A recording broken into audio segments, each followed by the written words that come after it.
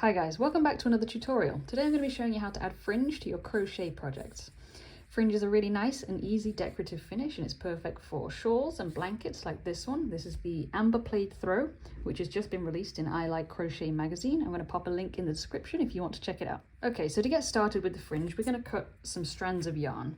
I'm going to cut 3 strands per piece of fringe and they're going to be folded over. So for each attachment, let me show you on here. For each attachment, there are 6 strands of yarn coming off there.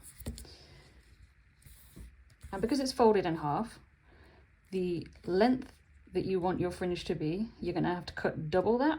So I'm just going to cut about here.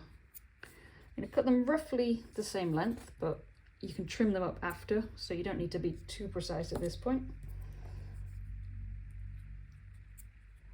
So there we've got it. We've got 3 strands of yarn. I'm going to hold them together like that. I'm going to bring my blanket back out. Now with your crochet hook, and you want to use probably quite a large crochet hook, I'm using a 6mm. We're going to insert into the stitch where we want to attach it. We're going to get our 3 strands, place them over the hook in half, like that. And we're going to pull through and draw up quite a large loop. And then with all these loose strands here, we're going to yarn over, pull through,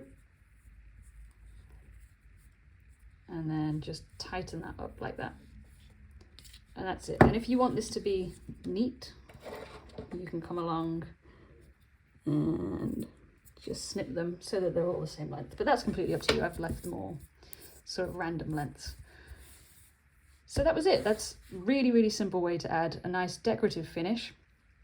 And if you like the look of this blanket, I have a tutorial for the herringbone stitch, which I'm going to pop just here. And I hope to see you in the next video.